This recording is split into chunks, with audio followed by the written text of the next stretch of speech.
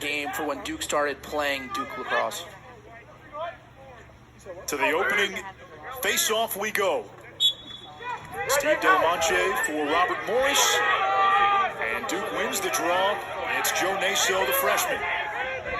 Jimmy Perkins, who had the assist, spent 4 years at Robert Morris, 2 of them cut short by injury. Then went to Utah for 2 years to get a master's in commercial real estate. Scored 40-plus goals for the Utes. Back to Robert Morris. He's a Pittsburgh guy, wanted to come home. Short the Duke stock. Not a tendency right now for him to drop his hands. Something to keep an eye on. Popovich was in the middle of a breakout season last year before things ended. Another chance, another goal. Robert Morris taking it.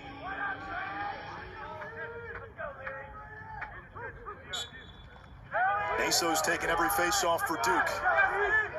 He and Delamanche back for this game.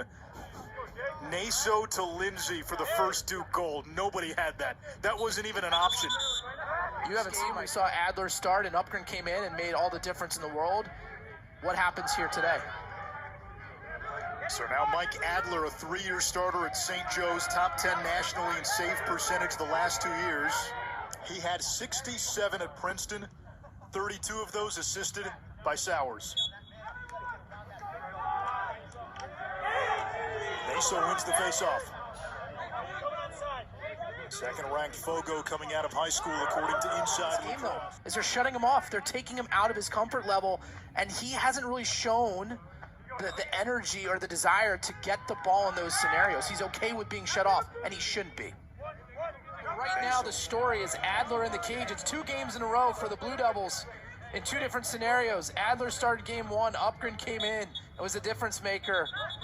Changed the roles today. Upgren struggled, and Adler. You get a couple saves in cage. You put the ball on the deck and you push it in tempo or in transition. And Duke is certainly playing that part right now for the second half of this quarter. Tyler's older brother CJ played for Duke a couple of years ago. He really came on down the stretch during Duke's semifinal run. The hard ground ball, kind of quote-unquote garbage goal like they did right there. So the Blue Devils are finding a way to get back in this game. It's first goal of the season, a big one for the Blue Devils. He was playing well last year. 8 goals, 7 assists. Always been a big EMO guy. That's his 4th career man-up goal. Naso, the face-off win. Out of bounds, it'll stay. Nope. Would you give up surfing if you got attacked by a shark, Anish? I can't even swim, so that's not even a non-starter. That is a non-starter. I thought you were going to quote forgetting Sarah Marshall. What happened? Delamanche wins the faceoff. Let's see 3 goals a game last season. Delamanche and Naso. A couple of freshmen battling. New face-off rules and a lot more of that to win. And that's what Duke's looking for that possession, right? I mean, if they have the ball, they're going to put some numbers up, but they don't tend to do well. They're not facing off a rebound off an amazing save that he made. So he has been the story. I mean, obviously Sowers, we'll talk about him till we're blue in our face, but Adler has made a much bigger impact in this game than Sowers has. Goal of the game with the hat trick. Smith, a former NEC Rookie of the Year. Running the second midfield, and again gets a goal in the 2nd straight game for the Blue Devils. Naso, all the least high school recruits ever. They struggled in the opener against Denver, winning 12-10, down 6-1 in that game. They struggled early today. With Matt Ward and Ishraff, Naso winning the faceoff, beating Brennan Wood in the field that made that shot possible. Naso 15 out of 20. If Robert Morris has any designs on toppling the world order in college lacrosse, they got to win faceoffs in this 4th quarter.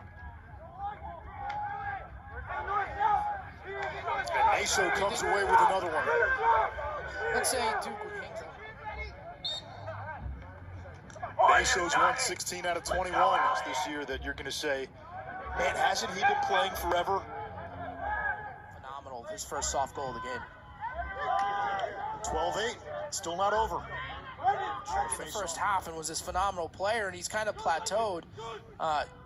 There's so much more to him in his career and what he's going to do in the season, and I think that's going to be key for Duke. Is what kind of couple of big early impressions on the Blue Devils, Matt. He should not be as running a sophomore. Oh, go ahead, Matt.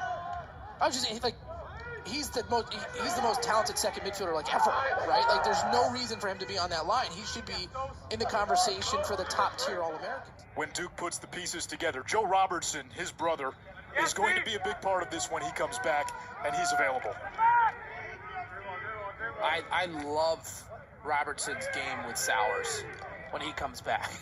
I love it because he is like the perfect complement. Just off ball, scrappy, going to be in the right place. And again, like an underestimated, Dodger after a slow start. And once Adler came in there in the cage, Adler stole a couple, but their defense also wasn't giving up high quality shots. Best recruiting classes, so it's just absolutely loaded.